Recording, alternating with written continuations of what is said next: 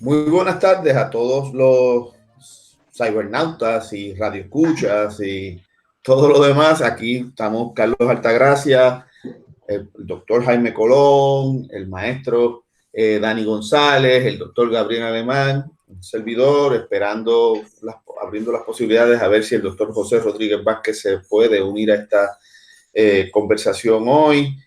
Vamos a reanudar el día de hoy los trabajos del seminario Julio Ameller, un seminario que arrancó hace ya fácilmente década y media. Estuvo coordinándolo la doctora Karen Entrialgo por un espacio de tiempo. Caímos en un momento, ¿verdad?, de reorganización, y gracias a la energía y al empuje del doctor Gabriel Alemán, pues hoy reinauguramos, retomamos los trabajos en de este seminario. Queremos comunicarles que a la misma vez que se va a estar grabando en video para pasarlo o tenerlo colgado en la plataforma de YouTube, bajo el nombre SEI.tv. También va a estar en las distintas plataformas de radio, porque se va a grabar también el audio y se va a colgar en las distintas plataformas, ¿no?, que pasan podcast, particularmente bajo el nombre de El Sur. También existe. Bueno, por mi parte, yo estoy muy contento de que esta plataforma de discusión, este nuevo espacio con nuevas coordenadas, en este caso cibernéticas, hay que ver cómo nos acostumbramos, pues se retome. Y por ello, le quiero dar las gracias particularmente, bueno, a Gabriel Alemán, a Jaime Colón, a Pito Rodríguez, por el empuje de estos últimos, y el entusiasmo particularmente de estos últimos meses.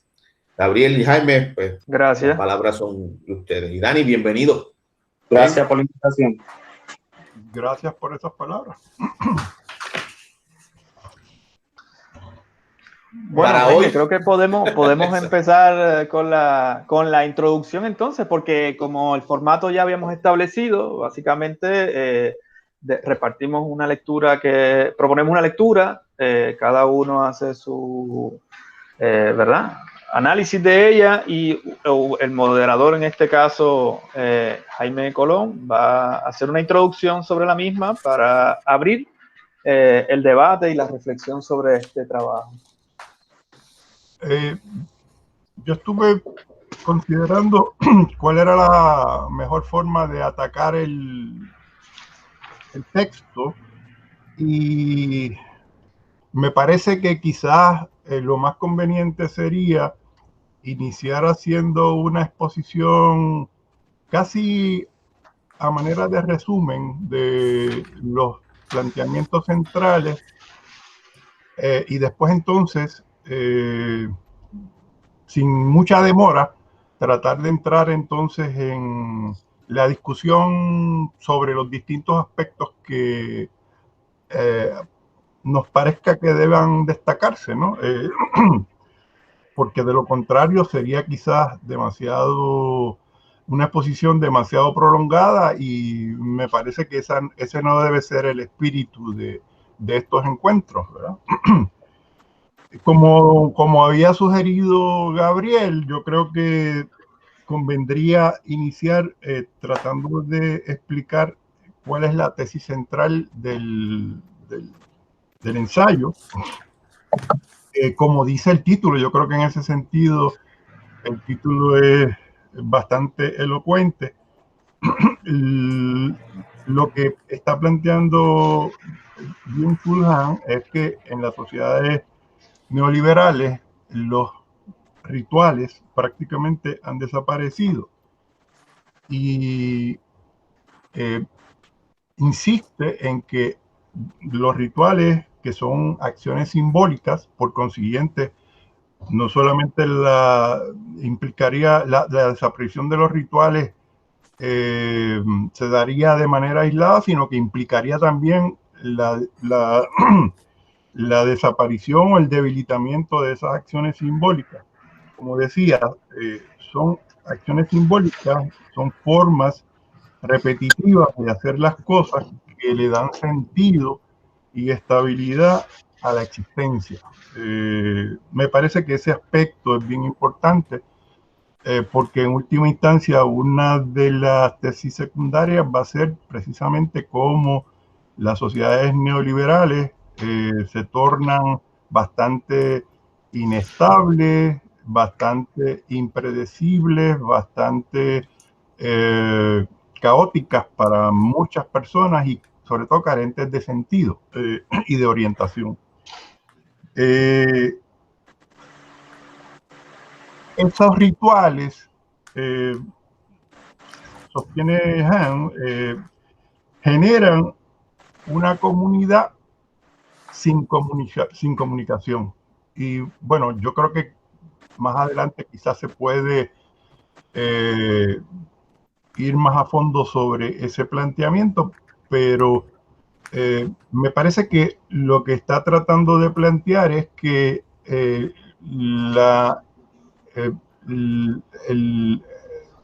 muchas veces incluso el silencio en ese tipo de convivencia en comunidad es extremadamente elocuente y genera un sentido de pertenencia. Y entonces, en las sociedades neoliberales, que son las sociedades con las que contrasta a estas sociedades donde predominan los rituales, lo que impera es una comunicación, pero prácticamente una comunicación fluida que no genera intensidad y que básicamente se convierte en un flujo continuo, más que nada de información.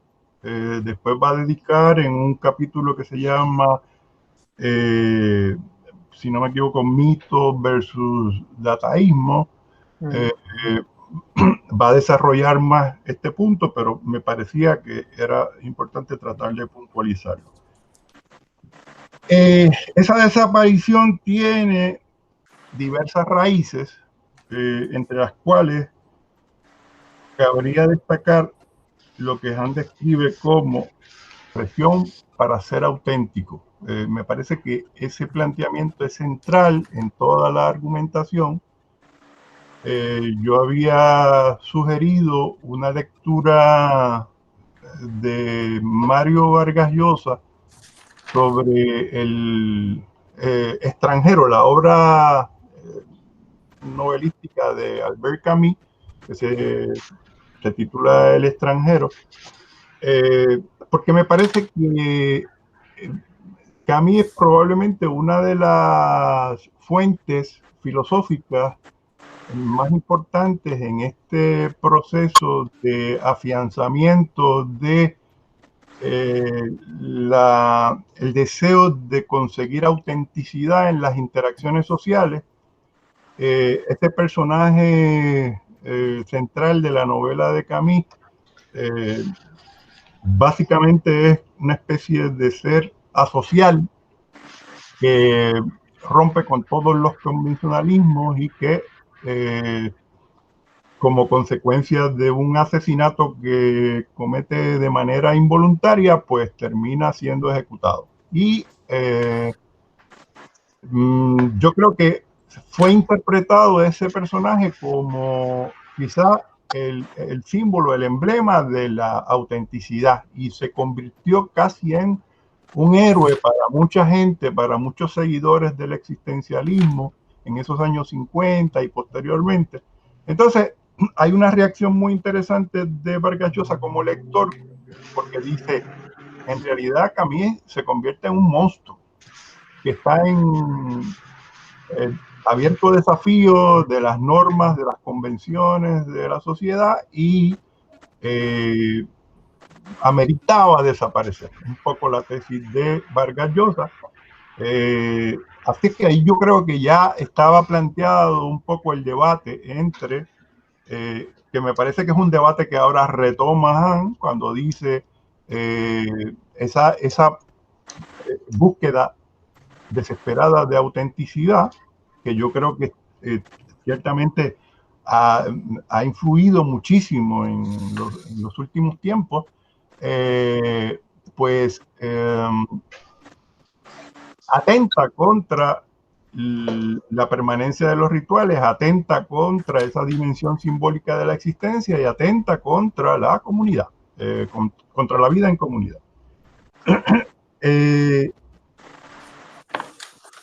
Genera desconfianza hacia las formas ritualizadas y ha generado, es otro de los planteamientos de Hahn, un culto narcisista a la autenticidad.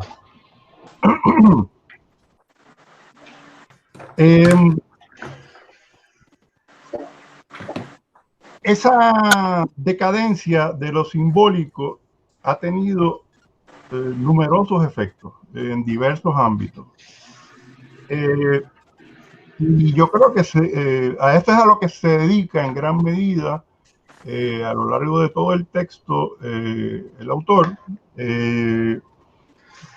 Pero me parece que antes de enumerar algunos de esos efectos, porque son numerosos, ¿no? Son bastantes, y me parece que sería demasiado cansón quizás y un poco abusivo de mi parte. Detenerme demasiado en enumerar todos los que estaba mencionando. Así es que me voy a concentrar en algunos, pero creo que sería conveniente quizá también mencionar algunos de los referentes que utiliza Hahn para establecer un contraste con las sociedades actuales.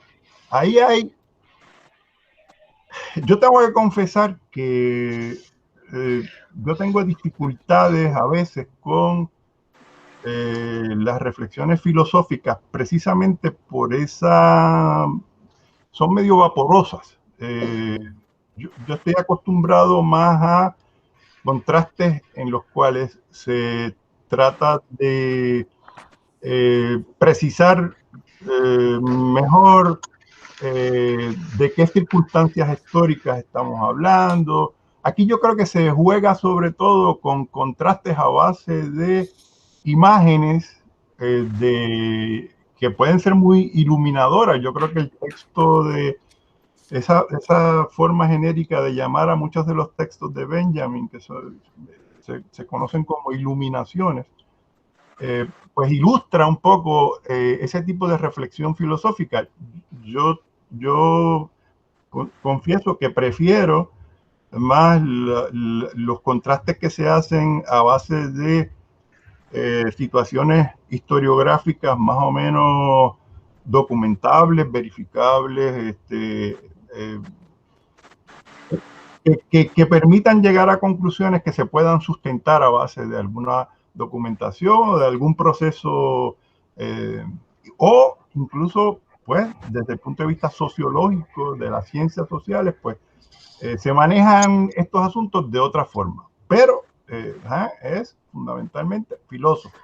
Y es que me parece que hace un uso bastante libre porque ese era la intención, ¿no? Tratar de un poco precisar cuáles son los referentes. Pues las sociedades arcaicas, principalmente, pero así examinadas de forma bastante genérica, apoyándose a veces en señalamientos que han hecho no necesariamente antropólogos o etnólogos, sino gente que pues han estado a caballo entre la filosofía y la sociología y la antropología, gente como Bataille, que también es bastante libre en el uso que hace de esas referencias de carácter antropológico, ¿no?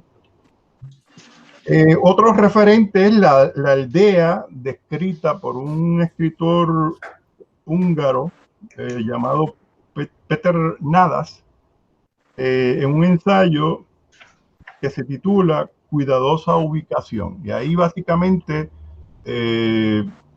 recrea la situación en una aldea que tiene como centro de la vida prácticamente un peral silvestre que crea ese sentido de comunidad. A mí me parece que incluso aquí también podría hacerse otra referencia, pero en una dirección contraria a la que estábamos señalando con respecto al extranjero, a un cuento de Camus que se llama La piedra que crece, que también se desarrolla en una aldea, y entonces la piedra es la que básicamente se convierte en el equivalente a este peral del que está hablando este escritor húngaro en el ensayo citado por Hahn. Otro referente, la universidad medieval, pero también traída de manera muy libre. Y entonces, diversas religiones. La religión en general, un poco, pero también diversas religiones como la judía, la católica, la cristiana, no la protestante, curiosamente, porque con respecto a la protestante, él se distancia y después podemos ver cuáles son las reservas que tiene. Me parece que a grandes rasgos podría mencionarse que, bueno, la religión católica es rica en la utilización de símbolos, de imágenes, y eso evidentemente va a contracorriente de lo que es la tendencia en las sociedades protestantes. Pero eso es algo que después podemos abordar más detenidamente. Yo creo que probablemente ahí Gabriel tendría quizás cosas interesantes que decir. Y entonces otro referente es Japón. Como este tipo de sociedad altamente ritualizada, que él incluso visualiza como un modelo que podría servir de línea de fuga para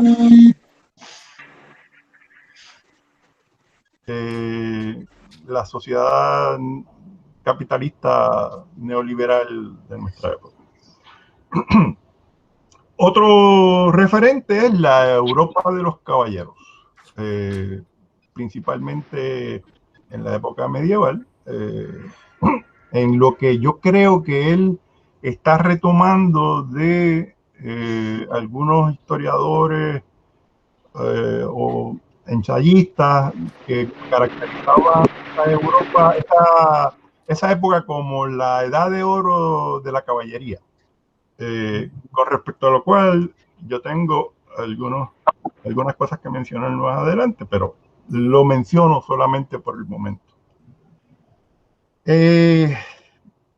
¿Dónde pueden detectarse los efectos provocados por esa desaparición de los rituales? Pues yo mencionaría fundamentalmente tres que me parecen bastante significativos, pero yo creo que hay numerosos más.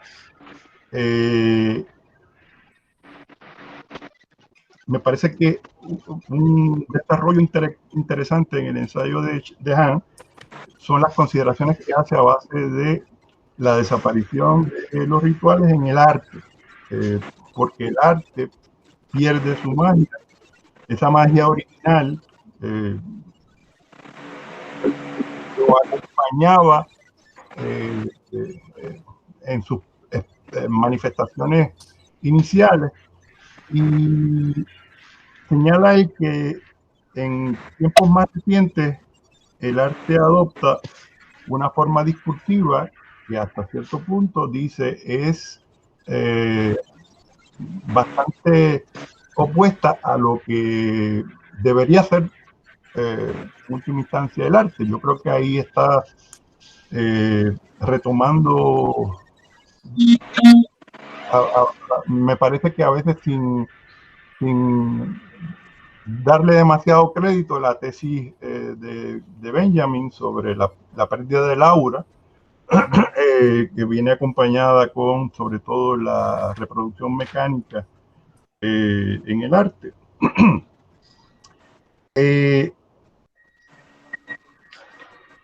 En ese proceso que se da en el arte hay una especie de desencantamiento, y aquí está básicamente retomando también otra tesis de un sociólogo, de Max Weber, que habla precisamente sobre el desencantamiento del mundo. Y entonces me parece que uno de los objetivos de Han va a ser la de tratar de detectar líneas de fuga para provocar un reencantamiento del mundo. Con más o menos éxito, me parece a mí, pero de todos modos por ahí va parte de la propuesta. Como parte de ese proceso de pérdida del carácter mágico del arte, el significante mágico es sustituido por el significado profano. Yo creo que ese juego es importante. Significante mágico, significado profano, después lo va a desarrollar con mucha más rigurosidad, pero me parece que sería importante mantenerlo por ahí pendiente. El arte se hace transparente. Yo creo que ya en un trabajo anterior ha estado criticando este mismo autor la sociedad de la transparencia, y es una consigna que uno escucha con mucha frecuencia, la deseabilidad de que las sociedades se manejen cada vez más a partir de formas transparentes de administración de la cosa pública y así por el estilo, ¿no? Y entonces yo creo que Han está en abierta oposición a esa tesis. Después podemos ver también cuáles son un poco los argumentos que elabora para sustentar esa posición. Una segunda instancia en la cual puede percibir también esa desaparición de lo simbólico y de los rituales es en las interacciones cotidianas. Dice él que la búsqueda de autenticidad anula las formas, las formalidades, quizá sería una expresión más apropiada, y la cortesía. Es un defensor bastante enfático en la importancia de la cortesía y de las bellas formas para que se logre una convivencia más llevadera, más significativa, y para que se establezcan vínculos que hagan posible una existencia comunitaria. Y entonces, en ese sentido, dice, la autenticidad está en abierta contradicción con esas formas y esa cortesía. Y quizás la instancia que me pareció mejor desarrollado, por lo menos que a mí más me llamó la atención y me pareció que estaba haciendo por lo menos una recreación, un resumen interesante de cosas que quizás ya otros han dicho, pero me parece que él lo está exponiendo de una manera bastante, como es una expresión que utiliza Gabriel, que a mí me gusta mucho, bastante pedagógica, bastante reveladora, iluminadora, ¿no? En las formas de transmisión de los saberes. Él hace un recuento de lo que ha ocurrido desde la antigüedad, cuando predominaban los diálogos, y cómo esos diálogos eran en última instancia formas vacías de contraponer argumentos que realmente no estaban dirigidos a convencer, sino simplemente a realizar una especie de duelo. De eso a, yo creo que ahí hay incluso una vínculo entre esa forma de transmisión de los saberes, un vínculo con el mito, con las formas míticas de dar sentido a las cosas, a lo que después va a ser la búsqueda de la verdad y más adelante pues la producción de datos, ¿no? Me parece que esa discusión que lleva a cabo Han está entre las más logradas a mi juicio en el libro. Yo creo que sería conveniente, sería muy, bueno, nada, para hacerle justicia, vamos, o quizás para tratar de ver mejor cuáles son las técnicas a las que recurre para hacer tu exposición. Yo creo que sería conveniente mencionar que Han básicamente recurre con frecuencia a la exposición de oposiciones binarias. Eso está prácticamente a lo largo de todo el texto. Y uno podría así a grandes rasgos mencionar entre esas oposiciones binarias, voy a mencionar algunas nada más, tengo por aquí como más de 30, pero no los voy a castigar. Así es que obviamente una importantísima es la de la oposición entre símbolos y flujos de información. Juego, que tiene un carácter sagrado, y trabajo. Identidad y subjetividad, que me parece que ahí hay un desarrollo sumamente fino e interesante. Una identidad que es comunitaria, una subjetividad que está compuesta por egos sin mucho vínculo entre ellos, ¿no?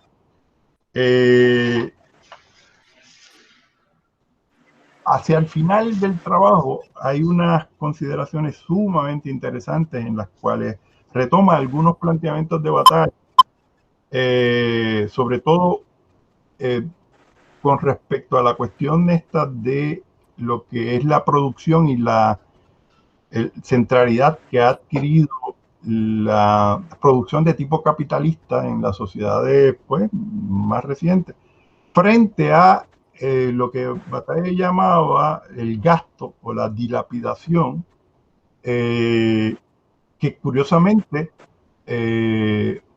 implicaba también un gasto de la vida. En esa contraposición, y eso lo podemos ver después con más detenimiento, en esa contraposición, la disposición a gastar la vida, porque de eso es que se trata, ¿no? La vida, vivirla implica gastarla y no evitar vivir para prolongarla, porque un poco eso es el planteamiento que hacen algunos, sobre todo románticos, y incluso algunas referencias que él hace aquí a autores como Foucault y al director de cine de apellido Strotter, que incluso llegan a coquetear con la idea del suicidio como una forma de resistencia, ¿no? Pero es precisamente porque no existe el miedo a la muerte. Y el miedo a la muerte precisamente se genera como consecuencia de ese afán por prolongar la vida y acumular, que tiene una correspondencia con el proceso de acumulación de riqueza. Bataille va a ser sumamente crítico de esa lógica de la acumulación y precisamente lo que va a predicar y a manifestar como deseable es el gasto. Bueno, y me parece que como introducción esto sería suficiente porque me interesa escuchar lo que ustedes tienen que decir y yo quisiera después decir algunas cosas, pero más que nada en tono también un poco crítico con respecto a lo que está planteando Byung-Chul Han. Pero no sé si les parece que ya abramos la conversación y entonces cada cual que exponga lo que le parezca. Antes de que Carlos empiece, quería comentar, Dani, por favor, puedes prender tu micrófono para que te insertes en la discusión. Porque yo lo apagué por error acá, pero te adelanto eso para que... No puedes prender. ¿Está bien? Carlos. Eso democráticamente, pero vamos por encima. No, es que te vi como introduciendo. Tranquilo. Vamos. A mí, de pronto yo, bueno, le agradezco a Jaime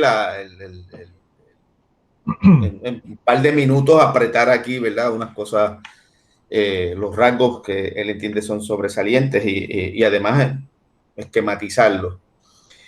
Lo primero que yo quiero traer a conversar, y de hecho no tengo explicación y me llama mucho la atención, es el pegue que ha tenido aparentemente el libro, ¿verdad? Internacionalmente, ¿no? Haciendo una búsqueda, el libro y los libros de Hans, ¿no? Haciendo una búsqueda de reseñas y reseñas críticas después de haberlo leído. Igual por YouTube también, pues me doy cuenta que es uno de los filósofos aparentemente contemporáneos o más jóvenes, para decirlo de alguna forma, más leídos últimamente, ¿no? Entonces, me gustaría que conversáramos, si fuera posible, ¿no? Yo tener sus impresiones con respecto, bueno, ¿qué es lo que atrae, ¿verdad? De estos argumentos que muy bien Jaime desbrozó. Y yo creo, adelanto mi percepción a partir de lo que estaba comentando, de esta última parte, de esos 30 y pico de binarismo, ¿no? Que Jaime menciona que logra deshilar, ¿no? De los argumentos de Hans. Yo creo que eso es una de las razones para ese pegue, ¿no? Esas cosas puestas tal vez en blanco y negro, que es también una de las críticas que pudiéramos, que a lo mejor facilita, ¿no? O hacen más simple el delivery de la exposición y el delivery de las ideas. Entonces, por ahí quiero empezar a provocar. Lo otro es que para mí, ¿no? Mientras leía, pues, valdría la pena preguntarse, ¿no? Si en las sociedades actuales, a pesar de todo lo que él plantea, ¿no? O las sociedades neoliberales, ¿no? A pesar de todo lo que él plantea y del análisis que hace, que pues yo creo que puede ser seductor y puede ser muy appealing, ¿no? Habría que preguntarse si después de todo el capital o el capitalismo no produce algún tipo de rituales, ¿no? O no está, ¿cómo puedo decir, no? No hay un gesto del propio sistema que genera una serie de conductas, ¿no? De hecho, repetitivas, ¿no? Relacionadas con el consumo, que pueden de alguna manera u otra constituir una serie de rituales, ¿no? Sin meternos en la idea de este filósofo, en los planteamientos de este filósofo, que precisamente el ritual provoca o invita, ¿no? O constituye, ¿no? Facilita la comunidad, ¿no? La comunidad. Entonces, a mí me llama mucho la atención, y Jaime lo trajo, ¿no? En términos de las referencias, esa es referencia al medioevo, a Harold Huizinga, ¿verdad? Al historiador, y por eso hago referencia a él, al mundo del capital, pero, ¿cómo lo puedo decir? Pero no hace referencia a la forma, a cómo se forma un mercado y al rol que juega el mercado en la constitución o la posible constitución, ¿no? de una comunidad, ¿no? De una comunidad que asiste o converge a un lugar a establecer unas relaciones, ¿no? Y unas prácticas que los van a vincular, ¿no? Que los van a vincular. Entonces, por ahí, pues quisiera también, si fuera posible, un poco provocar la conversación. Y por último, y con esto pues, pues dejo dejo la cosa abierta. Por último, no puedo plantear, me fue muy revelador pedagógicamente, como dice Jaime, ¿no?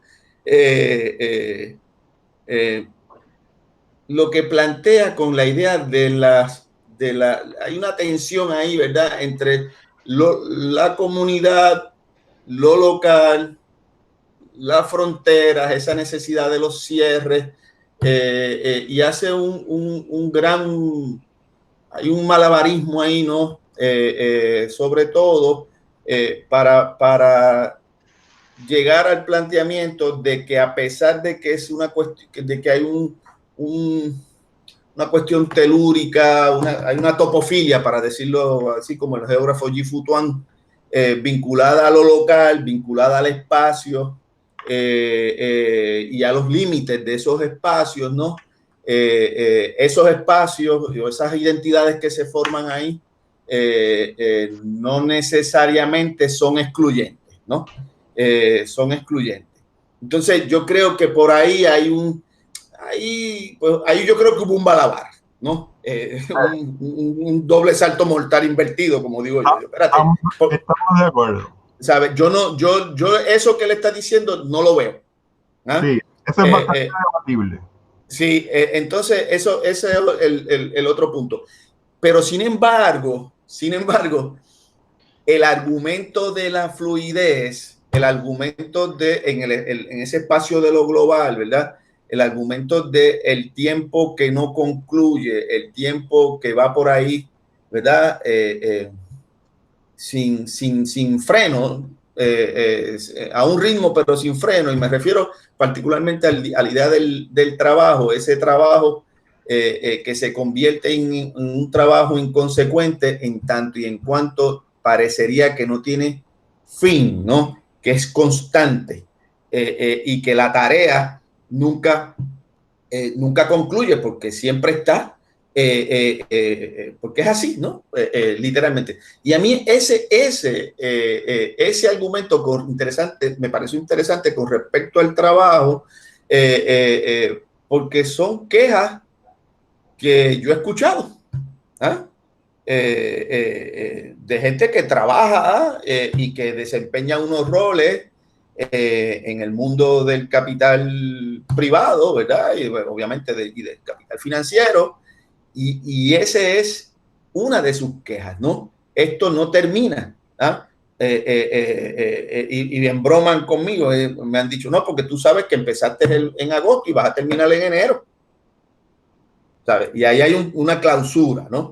Pero esa sensación es bien maldita. Entonces, por un lado, está en el caso de Yuja, ¿no? En términos, el efecto de la desaparición de las fronteras temporales, ¿no? Para decirlo con respecto al trabajo, y unos efectos nocivos. Por otro lado, él dice la desaparición de las fronteras, el haber tenido fronteras en los espacios locales, ¿no? De alguna manera u otra, fueron beneficiosas, ¿no? Fueron beneficiosas porque establecía unos límites, ¿no? Unos parámetros también, ¿no? Y de ahí, y con esto concluyo mi intervención por el momento, ¿verdad? Me parece que a Hans le preocupa mucho Y por eso los binarismos, yo creo que posiblemente Jaime debe tener este otro por ahí, que a mí me pegó duro, porque lo vi bastante claro, es el caos y orden. Claro. Yo creo que eso está ahí, ¿no? Y hay una preocupación por el caos, ¿no? Sí. Y las subjetividades que crea el caos, ¿no? Nada, y con eso ese por el momento mi interpretación, no mi interpretación, mis dudas, ¿no? Como le dije, la primera era ¿por qué tanto éxito, no? ¿Por qué tantos lectores, no? ¿Por qué tanto? ¿Qué es lo que está diciendo que es tan llamativo, no? ¿Será la estrategia argumentativa, no? ¿Será precisamente, como dije yo, como sugerí yo, en la utilización de los binarismos para hacerse entender, ¿no? Y dejar huirle como el diablo a la cruz a esas zonas grises, a lo difuso, ¿no? A lo que no puedo, a lo que encaja en esta lógica binaria. Nada, lo dejo ahí. Dani, ¿quieres comentar algo tú ahora? Pero primero... Dani, tienes que encender el micrófono. No lo oigo. No te tenemos, Dani. Dime, si tienes problema, puedes salir y volver a entrar a la sesión. ¿Está bien? Ajá, Jaime. No, yo creo que, no sé, tú quieres comentar algo, pero a mí me parece que ¿se escucha? Sí, es que tengo aquí. Dani, te escuchamos. Ahora sí. Ok, perfecto. Sí. No, yo un comentario bien breve, porque tampoco la idea es monopolizar. Me parece que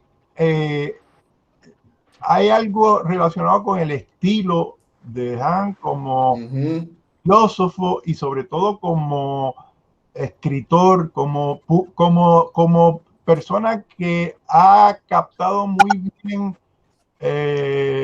cuáles son las dificultades de los mamotretos tradicionales en la reflexión filosófica, esos libros de 500 o más páginas, y entonces lo que ha hecho es ir fragmentando probablemente su reflexión y lo está soltando a cuentagotas. De a poquito. Y entonces eso no es muy oneroso para el lector. Tú lees las 90 páginas, las 100 páginas. Yo creo que no, uno de los textos más voluminosos es uno que se llama Muerte y Alteridad, pero tampoco es una cosa excesiva, ¿no? Es manejable. Entonces, yo creo que ciertamente eso es una estrategia editorial. Yo creo que él está muy en sintonía con el mercado editorial, pero además eso que tú dices me parece que sí, exactamente, estamos totalmente de acuerdo. El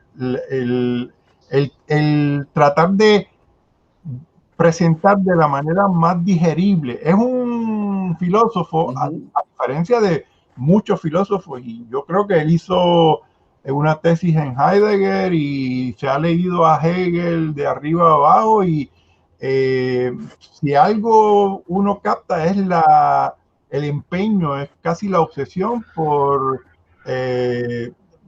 distanciarse de esos estilos crípticos de esos filósofos que para poder descifrarlos uno tiene que dedicar Entonces, mira qué interesante, Jaime, eso que tú estás diciendo, perdona que te interrumpa, porque en una entrevista, creo que le leí, él comentó que cuando estaba estudiando, que creo que él llegó a estudiar ingeniería, yo no sé qué, a Alemania, y Corea, a Alemania o algo así, y terminó estudiando otra cosa. Bueno, filosofía.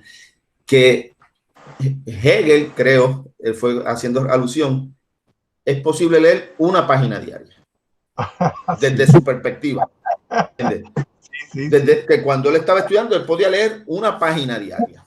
¿Ah? Sobre todo cuando está hablando del asunto del tiempo, ¿verdad? Y de lo duradero y la repetición como algo que brinda estabilidad y todo esto, ¿no? Sin embargo, está produciendo un libro o libros que la velocidad es otra, ¿entiendes? ¿Sabes? La velocidad es otra y yo creo que eso no es fortuito. Yo creo que ahí hay una, como tú bien dices, ahí hay un proyecto editorial, ¿no? De la hechura del libro y una economía bien interesante también de lo que se va a decir y la estructura de cómo lo voy a decir. Claro, claro. Entonces, no sé, estoy casi a punto de decir, pero de acá donde no lo puedo decir porque esto ahora lo vamos a poner en YouTube. No, mira, quiero hacer un comentario, te interrumpo, Carlos, con ese asunto. Me parece bien interesante. Creo, como tú decías, estudia ingeniería en Corea, se va a estudiar literatura a Alemania, y va por la literatura, no por la filosofía, y termina haciéndose filósofo. Pero mira qué interesante, yo creo que lo que tú mencionas, un poco él revela no sé, mi intuición, mi interpretación, un poco él revela cuando habla de la agudeza kantiana aquella. La estrategia también que él está ejerciendo en este trabajo, es evidente que hay muchos agujeros de guión en este proyecto, ¿me entiendes? Y un poco él asume la posición, no sé si se puede decir así también, hasta incluso del sofista. Toma eso, brega con eso, desenrédalo y haz algo con ello, ¿me entiendes? Sí. Y desarrolla una especie de género medio, una literatura de la filosofía, porque si tú te miras esa primera página, me parece genial, me parece hermosísimo también, cómo empieza cada párrafo, ¿no? Los ritos son acciones simbólicas y desarrolla, ¿no? Eres una forma de reconocimiento. Los rituales deben definir técnicas simbólicas de instalación en el hogar. Cada oración empieza así, los ritos son al tiempo lo que es la morada del espacio. Eso es una estrategia literaria, un estilo de producir un trabajo. Yo creo que eso da cuenta un poco de la manera en que él está narrando esto, por eso es tan fluido en su ejercicio, tampoco pretende, yo creo que no, como te digo, hay muchos agujeros de guión aquí, ¿sabes? Pero eso, brega tú con eso, lector, ¿entiendes? Y haz tu propio análisis y quizás esa es parte de la estrategia en esa difusión de ese trabajo, ¿no? Por ahí, para hacer ese comentario, quiero después entrar entonces en lo que segundo que mencionaba sobre el asunto de la cuestión ritual y religiosa, pero antes, Dani, que ahora sí ya estás aquí con nosotros. Super. Siguiendo la línea de lo sencillo quizás que te pueda decir que se dijera el libro, como estaba comentando Jaime, como acabas de comentar también, me parece que es un ensayo, primero que al ser corto es más atractivo.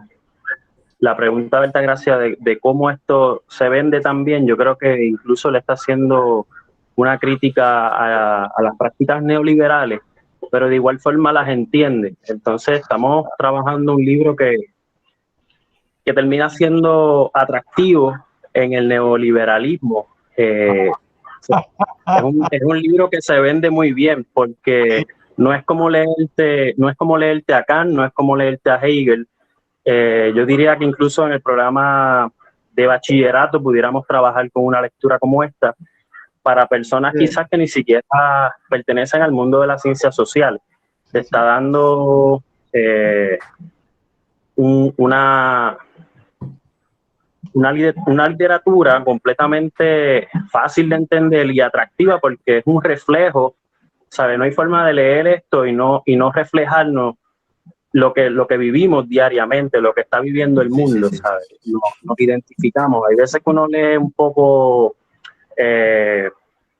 filosofía o sociología desde un punto de vista más del pasado, y nosotros estamos mirando hacia el pasado con esa literatura, pero tratando de comprender precisamente un proceso histórico anterior a nosotros. Aquí estamos mirándonos a nosotros mismos en un mundo de las prácticas del consumo, y siguiendo quizás la otra parte que comentaba Altagracia, yo terminé un pequeño no voy a decir ensayo, pero una reflexión con la lectura de este libro, cuando Altagracia comenta si existen quizás más que una desaparición de rituales, hay unos nuevos rituales.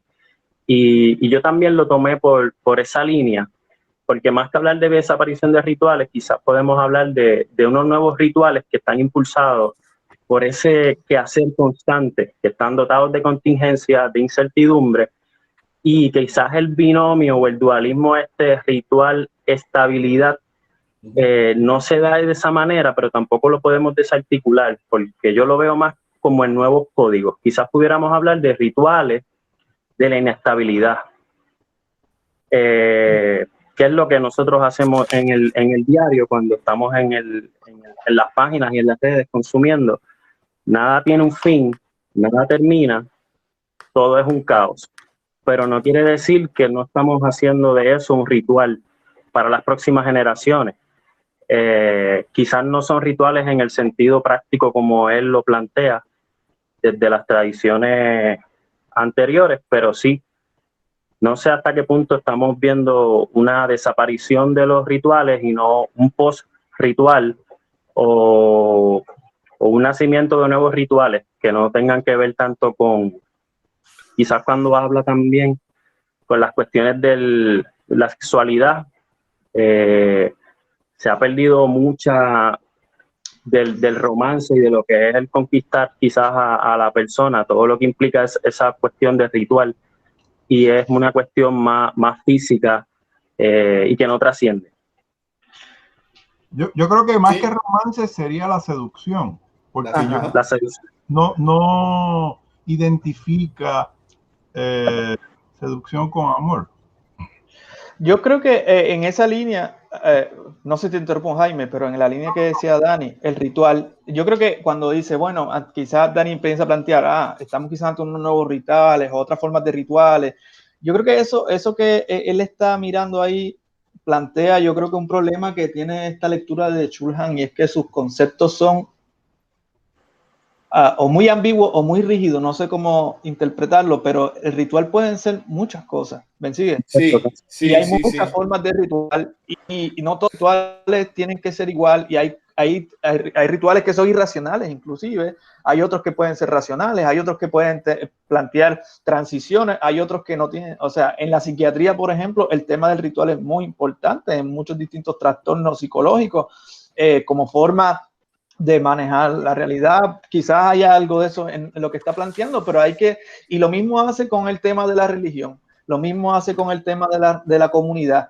Utiliza el concepto y da una definición posible. Y casi como que construyes todo su argumento en esa única definición. Y ahí encuentro yo creo, uno de los grandes problemas de esta lectura, porque cada definición, casi que cada idea se monta sobre un concepto que carece de múltiples interpretaciones desde su lectura, sino que se restringe a una sola. ¿Me entiendes? Por ejemplo, cuando trabaja la idea de comunidad.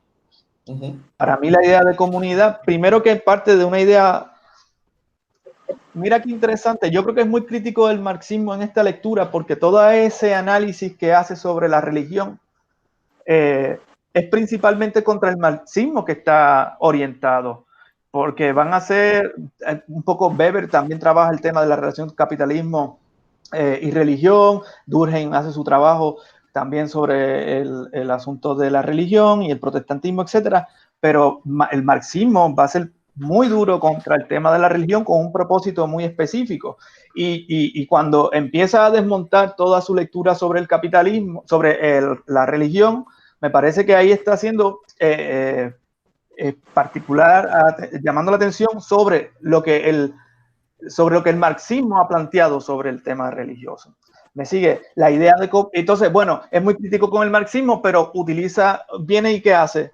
Utiliza a la comunidad arcaica, y dime tú si eso no es una manera de plantear una utopía y plantear a partir de una idea utópica, inclusive la necesidad de construir un sujeto histórico, la comunidad, ¿me sigue?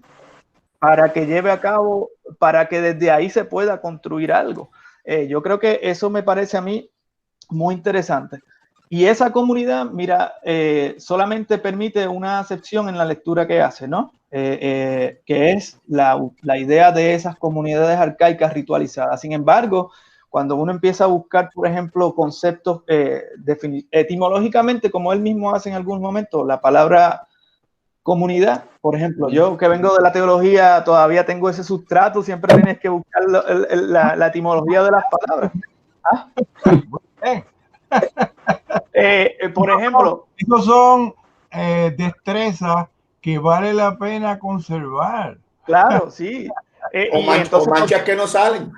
O manchas que no salen. Bueno, la palabra comunidad, yo quiero ese concepto, comunidad, me gusta mucho porque descubro que la palabra municipio viene de una raíz que está dentro de la palabra comunidad, que es munis, que tiene que ver con las tareas, las obligaciones que tienen cada cual, ¿no? Y la palabra comunidad, comunis, de una versión más antigua que se llama comoine, significa conjuntamente o en común. La palabra munus, aquella que viene también de la muni, etcétera, tiene una raíz que significa intercambiar. Mira qué interesante es esa idea, ¿no? Que está implícito dentro de la misma palabra, intercambiar. Por lo tanto, hay muchas maneras de construir comunidad. Y donde él ve la desaparición de la comunidad, yo veo la rearticulación de la comunidad, pero es una manera de crear comunidad distinta a la idea que él está utilizando del saque, que es la comunidad arcaica. ¿Me sigue? Entonces, si no me permites a mí aceptar, si no me permites aceptar otra alternativa de comunidad que la comunidad arcaica, pues entonces empezamos a tener problemas, creo yo, ¿no? No, yo creo que aquí ocurre algo parecido a lo que ocurrió sobre todo en el tránsito del siglo XIX al siglo XX, sobre todo ubicado en el contexto de aquella euforia con el progreso y con un progreso sustentado principalmente en los desarrollos tecnológicos y obviamente también un progreso fuertemente dependiente del desarrollo de la razón. Entonces, en ese momento, algunos autores empezaron a hablar, quizás incluso antes, ¿no? Pero a mí me parece que en ese momento quizás adquirió un carácter todavía más visible.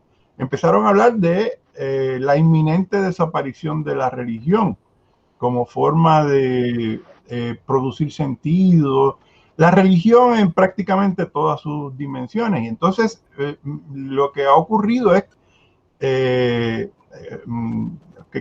un poco el término que se utilizaba era la secularización, ¿verdad? Va a haber una creciente secularización de la vida y esa dimensión religiosa pues prácticamente va a quedar relegada a un segundo plano si no es que desaparece del todo. Entonces me parece que, como ustedes están de alguna manera planteando, lo que ocurrió fue que la religión se transformó, adoptó formas que probablemente no se conocían hasta ese momento, pero como ustedes están diciendo muy bien, no desaparece. Y me parece que en ese sentido hay unos análisis muy interesantes de la reaparición de, por ejemplo, formas de pensamiento mitológico, los análisis que hizo en un momento dado un fulano como Humberto Eco con el texto sobre apocalípticos e integrados, donde rescataba precisamente esa dimensión mítica de personajes como los de Superman y ese tipo de superhéroes, ¿no? Que hasta cierto punto reproducían, pero en una clave distinta, elementos de toda esa cosmogonía tradicional. Yo estoy de acuerdo con ustedes también en que en el caso de los rituales no, sería quizás demasiado categórico hablar de desaparición y voy más lejos. Me parece que se podría hacer referencia a algunos análisis que se han hecho desde las ciencias sociales sobre formas nuevas de rituales en dos ámbitos. Me gustaría mencionar dos ámbitos en particular. Uno es el de los deportes. Hay unos trabajos muy interesantes de Norbert Elias. Por aquí tengo apuntado el título de un texto de Elias y de Eric Dunning, que es un discípulo de Norbert Elias, que se titula Deporte y ocio en el proceso de la civilización. Y entre otras cosas, pues lo que intenta es ver cómo en ese ámbito yo creo que es algo que incluso ha sido retomado por gentes como Sloterdijk. Lo vimos en algunos de los trabajos que discutimos anteriormente en el seminario, la importancia que le daba a la cuestión del olimpismo. Pero incluso hay un trabajo que se realizó en México, que se llama,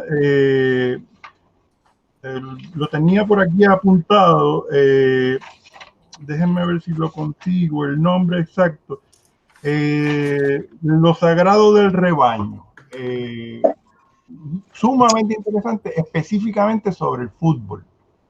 Y si uno se pone a mirar la dinámica del fútbol, se parece muchísimo a, para empezar, los rituales. Ese espacio casi sagrado que es el estadio, los vínculos que se establecen entre los distintos aficionados a los equipos. Claro, este señor Puig, que es el nombre del autor, tampoco está diciendo algo del todo novedoso, porque yo recuerdo un trabajo de Manuel Vázquez Montalbán, que es un escritor catalán, un tipo sumamente interesante. Después se dedicó a escribir sobre todo novelas negras. Pero tiene un trabajo que se titulaba, yo traté de buscarlo de nuevo, yo lo había leído hacía mucho tiempo, pero no lo conseguí. Se llamaba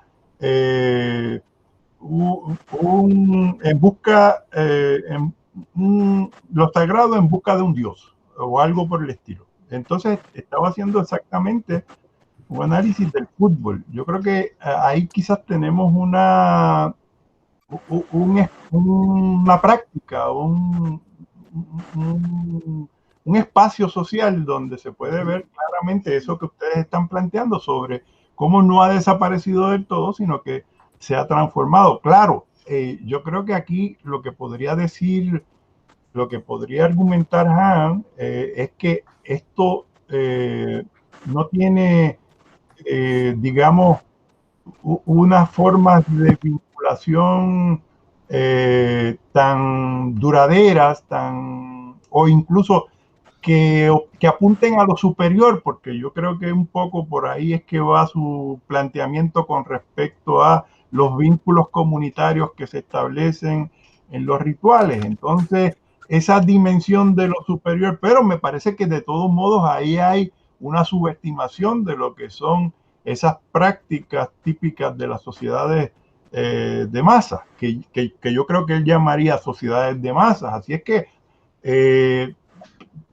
las objeciones probablemente vendrían rápido, pero yo creo que puede un poco matizar lo que él está planteando si se le presta atención a esos fenómenos que quizás él consideraría como de un rango inferior, pero me parece que son importantes para entender las sociedades contemporáneas, ¿no? Lo otro que me gustaría comentar es otra instancia también donde se puede ver esa reaparición de los rituales, que es la política. Él hace unos comentarios muy interesantes sobre Clausewitz y entre otras cosas menciona, bueno, es que la guerra, sobre todo cuando está hablando de la guerra es la política por otros medios, y entonces empieza a hablar sobre una forma de guerra altamente ritualizada que toma en consideración a los adversarios, que no se dedica fundamentalmente a la exterminación de los oponentes, sino que lo que se busca es sobre todo la honorabilidad, cumplir con el código de honor.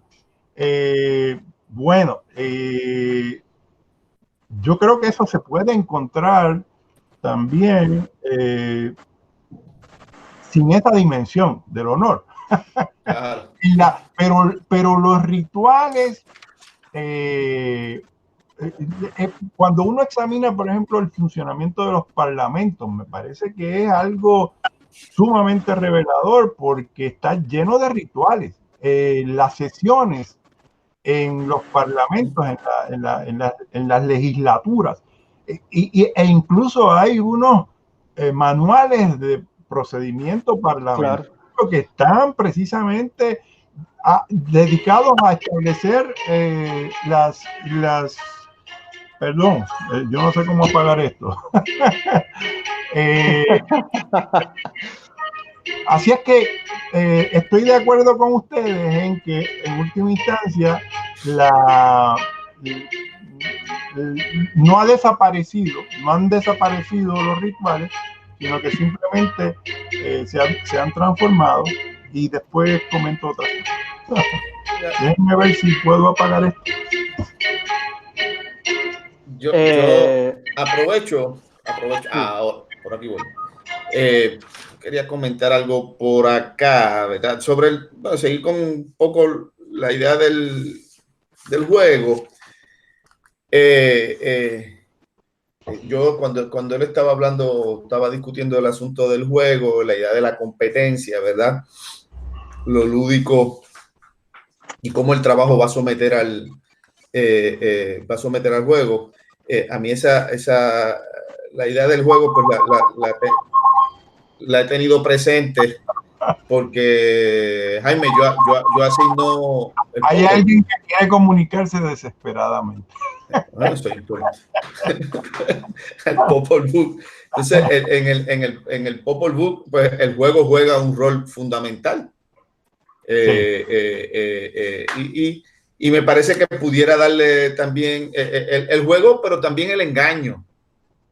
Juega un rol importante. Entonces, esa tensión me parece a mí entre el juego,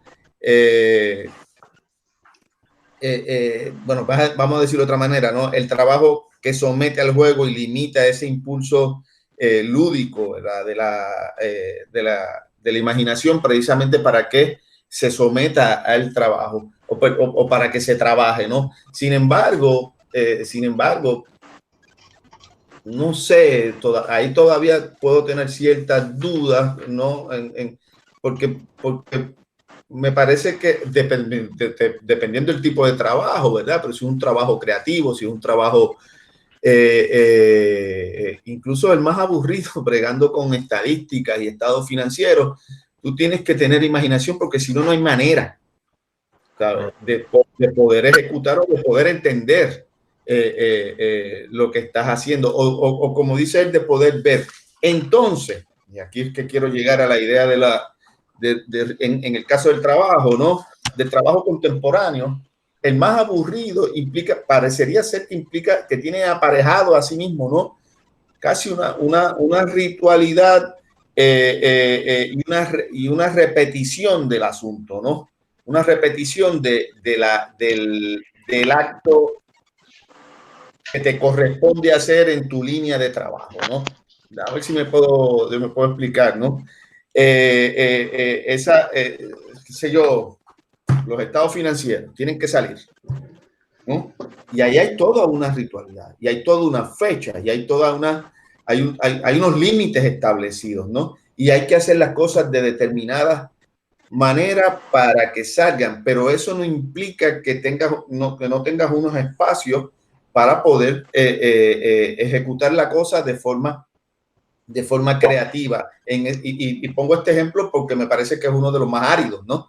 O por lo menos el tema, en mi caso, ¿no? Ahí el tema importante creo que son las reglas esas que él tanto insiste. Claro, pero hay unas reglas. Sí, por eso, ¿no? Que las hay. Pero hay en este caso particular, hay unas reglas y hay una repetición en la ejecución de unos patrones o de unas cosas, de unos patrones que como él dice, ¿no? Estoy hablando de lo contemporáneo, ¿no? Del mundo contemporáneo, ¿no? Tiene, distinto a lo que él dice, debe ser rápido, porque él dice, bueno, la repetición implica una estabilidad y una lentitud, una lentitud que te va a permitir ver, ¿no? Pero en este caso, la repetición del gesto debe ser rápido porque tienes un límite, ¿no? Un límite de tiempo. Por lo tanto, y ahí vuelvo a él mismo, ¿no? Hay una clausura, hay un momento de clausura. Tienes de este momento a este momento para tú terminar, ¿no? Pero a la vez, como hay un asunto de repetición envuelto, le permite ver detalles para poder ejecutar el trabajo. Y voy a lo más concreto que puedo imaginarme, ¿no? Se me perdió $1.000.000 en el estado financiero. No sé dónde está. ¿Ah? No sé dónde está.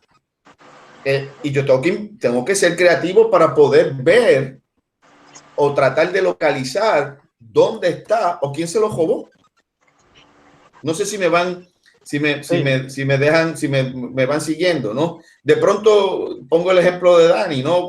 En la cueva del elfo, a ver si Dani me sigue. Dani, hay que hacer inventario. Ajá. Y tú sabías que había ahí 35 ribeyes de tantos costos, yo no sé cuántas cervezas, todo lo que implica del fin de semana. Y no te cuadra.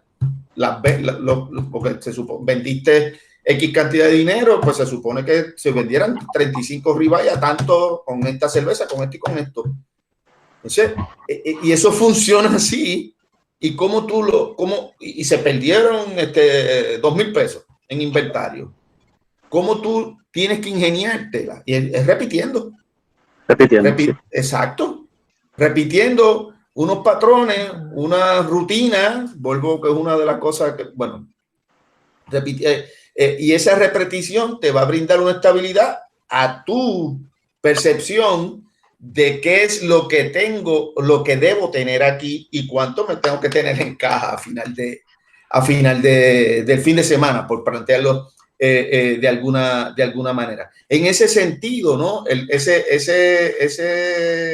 Lo contemporáneo, yo también en la época contemporánea y en los trabajos a los que él está haciendo referencia, me parece a mí, o que yo puedo imaginarme que él está haciendo referencia, también hay una ritualidad y hay unas, me parece a mí, unas repeticiones, ¿no? Unas repeticiones que más me parecen importantes. Por otro lado, distinción, disculpa que te interrumpa. Sí, Jaime. No, un par de distinciones porque eso sí. Entra dentro dentro de las oposiciones binarias a las que yo hacía referencia.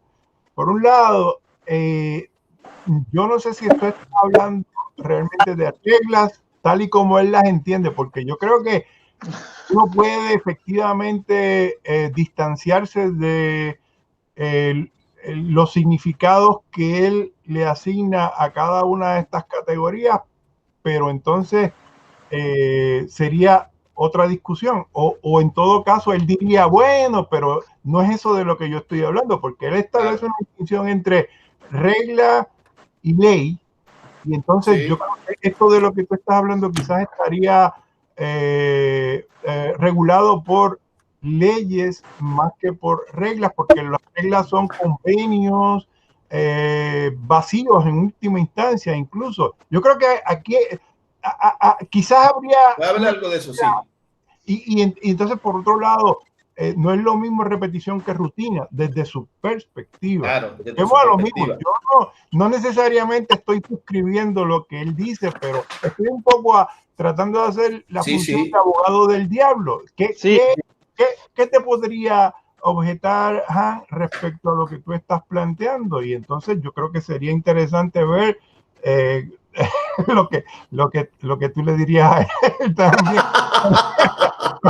Pero pero mira, fíjate, yo creo que aquí hay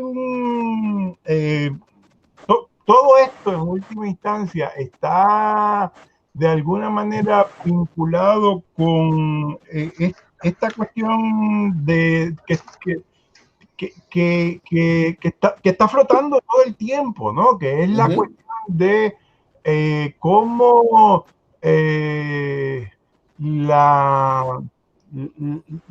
los imperativos impuestos por la producción lo que hacen es que terminan quitándole toda la magia a la vida y entonces convirtiendo sin duda, como una forma de supervivencia más que una forma una forma de vida, más que vivir, sobrevivimos, ¿no? Y entonces, bueno, yo creo que esto es debatible, pero de todos modos eso sería lo que él diría, me parece a mí. Sí, Dani, ¿vas a comentar algo? No, que Jaime comenta que más que una forma de vida, estamos como tal, él usa el síndrome del trabajador quemado, siguiendo la cuestión del trabajo. Y el trabajador quemado no es otra cosa que esta persona que buscando autoproducirse, pues termina entendiendo que solamente está trabajando por unas cuestiones de él. Y entonces comienza una cuestión también de terminar con los problemas psicológicos. O sea, pasamos de un narcisismo a empezar a entrar con las depresiones. Entonces estamos en una etapa donde quizás la labor que ustedes y nosotros realizamos, pues, no es que no sea importante, pero de alguna manera los psicólogos son los que están ahora mismo siendo el centro de atracción, porque estamos viviendo en una época donde lo que tenemos es muchos individuos teniendo problemas psicológicos de depresión y demás. Él lo comenta en varias partes de la lectura. Y es un tema que ha tocado en otros textos también, sobre incluso gracias a una recomendación de Gabriel, yo me puse a buscar unos videos que habían colgado unos chilenos que trabajan en la universidad en Chile, y descubrí un texto sumamente interesante que en gran medida yo creo que está en sintonía con lo que está planteando aquí, que se llama el ego explotado. Cómo en última instancia en este proceso de convertirnos en empresarios de nosotros mismos, sin coerciones externas, terminamos exigiéndonos tanto que, como tú dices, terminamos fundiéndonos. Entonces, que un poco enlaza con lo que estaba diciendo Carlos hace un rato, ¿no? Con las quejas de la gente que prácticamente nunca ve la luz al final del túnel porque siempre están... Porque no hay. Sí, porque no hay. Están prácticamente forzados a seguir produciendo de manera ilimitada, ¿no? Entonces, es sumamente interesante, sin duda. A mí me gustaría, Gabriel, perdón. Dale. No, bueno, adelantar que por lo menos para nuestros amigos que nos están escuchando en el podcast y YouTube, nos quedan más o menos 15 minutos para ir cerrando el programa. Eso no significa que nosotros no vamos a continuar conversando, simplemente hacer la salvedad de que, ¿verdad? De que ellos no van a disfrutar de la conversación de nosotros. Pero eso por ese lado. Y tengo un comentario que va por ahí, pero no quiero cortar, además de eso, ya que hice, ¿no? El empuje que llevaba Carlos para su comentario, es que, porque me voy a tardar en mi explicación y quiero tomar el tiempo. Dale. Es rapidito, Gabo, porque es que creo que encaja bien, sí. Bueno, pienso yo, ¿verdad? Que se vincula bien a lo que está diciendo Jaime y Dani, y bueno, yo también. Que yo había anotado por aquí, cuando él está hablando de los rituales, de la repetición, ¿no? Y vis a vis, ¿verdad? El mundo contemporáneo y el mundo del trabajo contemporáneo. Entonces, yo anoté aquí o puse la palabra aburrimiento, ¿no?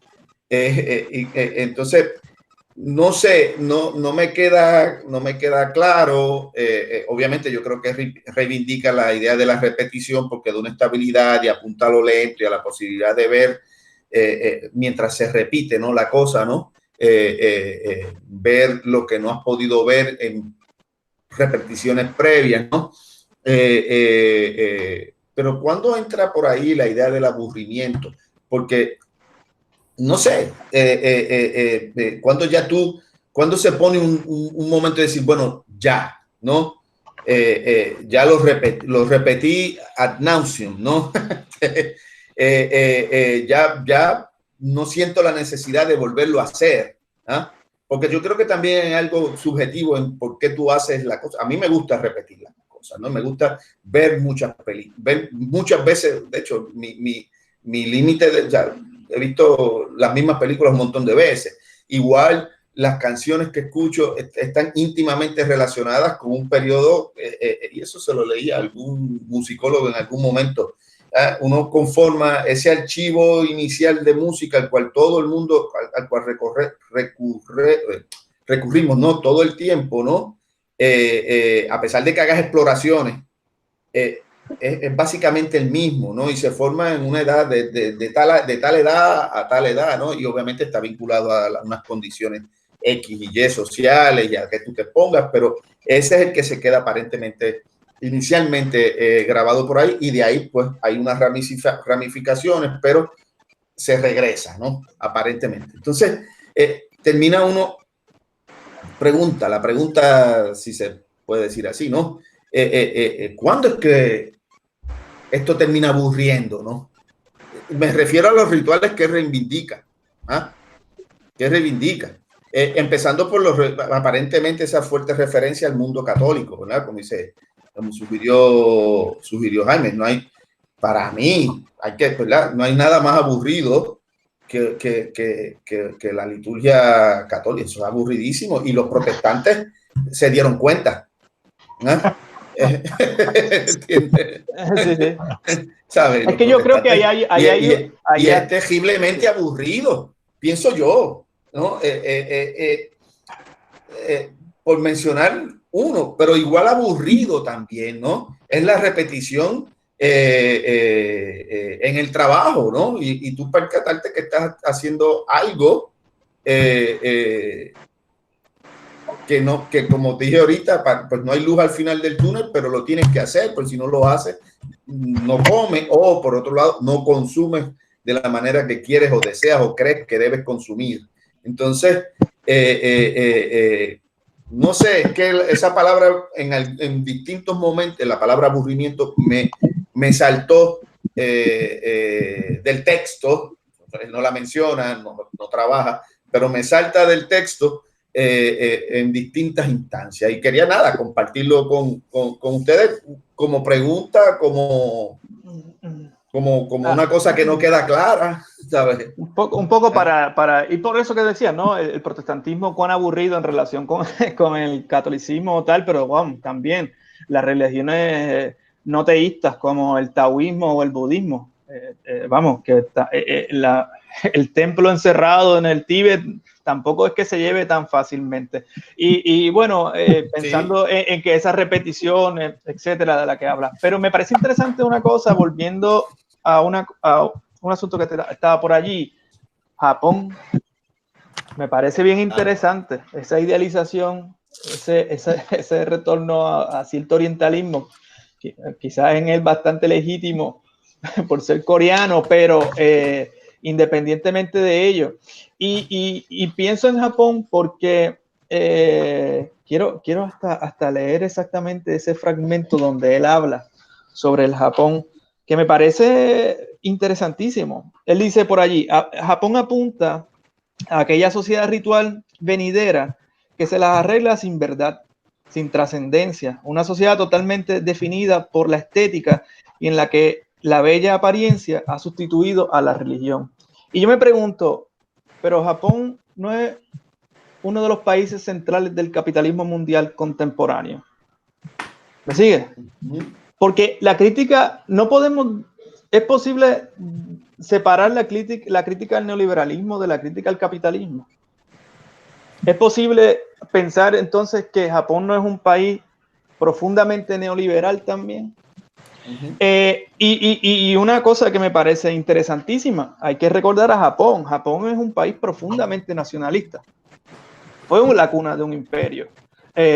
Participó en la Guerra Mundial, tiene un profundo sentimiento nacionalista, lo cual lo hace una sociedad muy cerrada, donde esa cosa que él hablaba sobre las comunidades que permiten lo diverso y lo distinto entran. Japón es un país que es, por no decirlo así, intolerante, muy intolerante a eso. Y que además la industria pornográfica en Japón es el principal productor de la industria pornográfica, donde la pornografía juega un papel fundamental en la mediación de la sexualidad en ese país. ¿Me entiendes? Y donde el suicidio como negación de la muerte es rampante.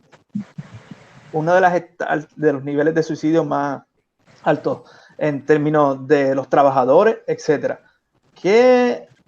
¿Cómo pensar esa idea del Japón con respecto a la utopía que él propone de ese Japón de los rituales? Porque Japón es todo eso que él dice que es. Bueno, sí, en parte, pero Japón es todo esto también. Y no logro hacer esa desconexión entre el Japón de su imaginación al Japón de esos otros datos que están ahí. No sé, eso. No sé si Dani quiere decir algo, porque yo no quiero... No, pero ha estado balanceado. Ha estado balanceado. Bueno, ahorita yo estaba comentando la dificultad que a veces encuentro para manejar estos textos filosóficos, y me parece que tú estás apuntando a uno de esos aspectos que los torna problemáticos para mí. Es que yo creo que él básicamente está funcionando a base de imágenes y no necesariamente a base de situaciones concretas, de análisis en los cuales, digamos que para ser de nuevo abogado del diablo, yo te podría decir que hay un autor británico, se llama John Gray, que ha tratado de establecer diferencias entre las distintas sociedades capitalistas y, entre otras cosas, decía en un momento dado, yo no sé si todavía ese análisis tiene vigencia, pero decía que el capitalismo japonés era muy distinto al capitalismo, por ejemplo, norteamericano o del mundo de los anglos, ¿no? Incluso el propio británico, el propio capitalismo británico. Y hay unos trabajos... perdón. No, justamente, no, que en esa dirección sí. Hay casi que, por ejemplo, autores como que te envié recientemente, el griego Costa, decía, hay dos modelos básicamente, el modelo alemán-japonés y el modelo anglosajón. Uno centrado, ambos financiarizados, pero la manera en que gestionan la financiarización son diferentes. Uno está más centrado en un banco central y otro en los mercados abiertos. Efectivamente, lo que digo es, sí, y hay mucho trabajo sobre eso, que separan y distinguen los modelos capitalistas de tanto la sociedad japonesa, quizás en comparación y sobre todo con la sociedad estadounidense, etc. Yo creo que lo que estaba tratando de llamar la atención Gray era a la manera en que funciona la estructura corporativa en el contexto de las sociedades, ¿no? Pero francamente yo no sé si todavía esos análisis tienen vigencia. Él insistía en la importancia, por ejemplo, de garantizar la permanencia y la estabilidad de los trabajadores en esas estructuras corporativas, la insistencia en velar por toda una serie de aspectos que probablemente no estaban en la mira de las corporaciones norteamericanas, y más que nada es en el funcionamiento de las estructuras corporativas a partir de las cuales se organizaba todo el proceso capitalista en esas sociedades. Eso para servir un poco de abogado del diablo, y en ese sentido entonces decirte, bueno,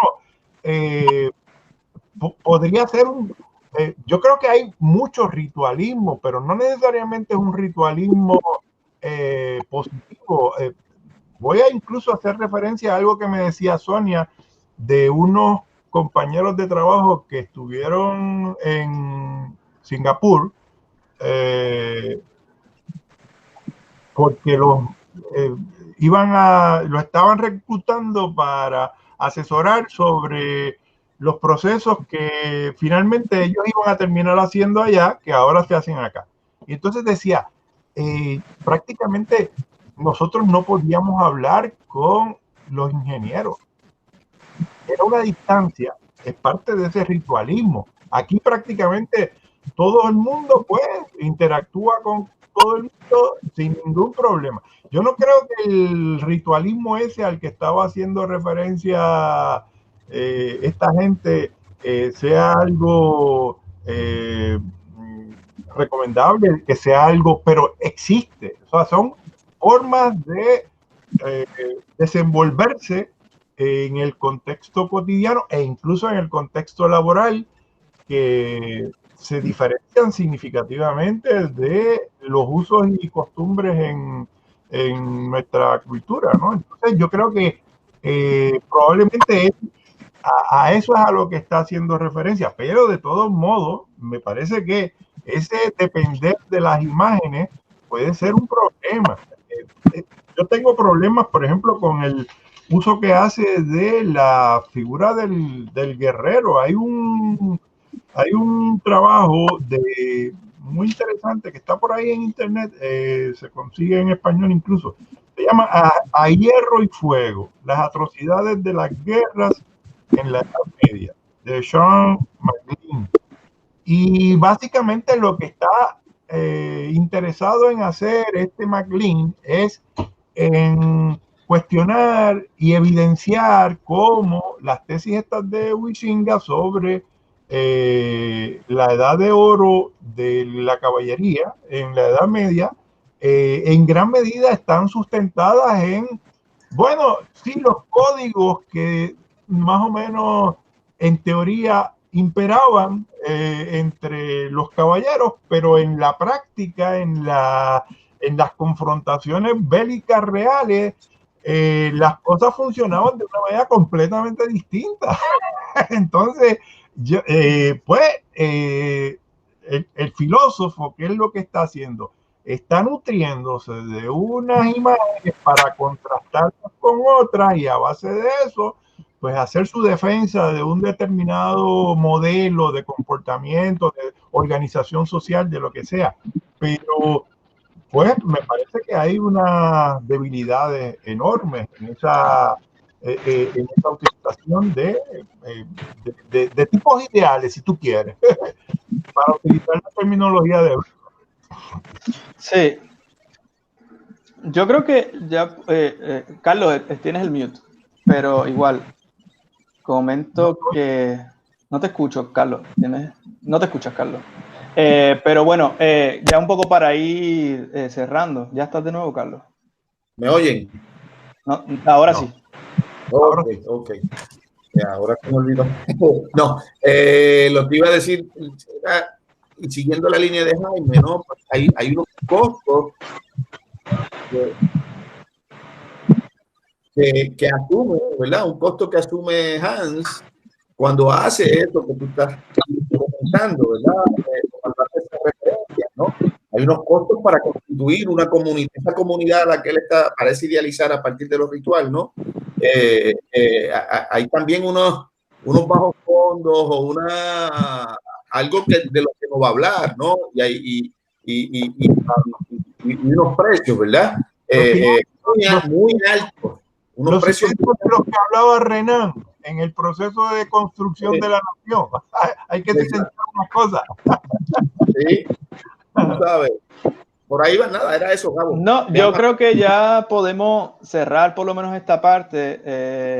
A nuestros amigos que nos escuchan por las redes, tanto en YouTube como en el podcast, nosotros seguimos discutiendo porque ya próximamente se supone que José entre y se conecte porque está bastante deseoso, parece que de participar un poco de la discusión, pero agradecemos la participación de Dani González, de Jaime Colón, de Carlos Altagracia, de Gabriel Alemán, este servidor, y bueno, al público nuevamente también le damos las gracias por escucharnos, el auditorio, y que estén en sintonía siempre de este proyecto que hacemos con mucho entusiasmo porque es parte de siempre una conversación entre muy buenos amigos. Así que nada, nos despedimos del público. Como diría, perdóname Gabo, como diría el autor, no va a acabar. Eso no, al final del túnel. Si viene Pito, pues hay que mandar a buscar comida. Ahí empieza, claro. No, y bueno, y que como dijimos y como decimos en la descripción del programa, esto es una conversación que se desarrolla sin pretensiones productivistas, sino que se da en el calor de las lecturas, de las reflexiones y del intercambiar ideas, y que por lo tanto, como toda buena conversación, ¿verdad? Se cultiva para que se produzca cuando es preciso, no se fuerza, y por eso este programa pues tiene un ritmo quizá más ritual, más místico del que la sociedad contemporánea está acostumbrada. Jaime, ¿ibas a decir algo? En otras palabras, no nos esperen hasta que lleguemos. No, y mientras llegamos, cultívese porque venimos a hablar y a conversar.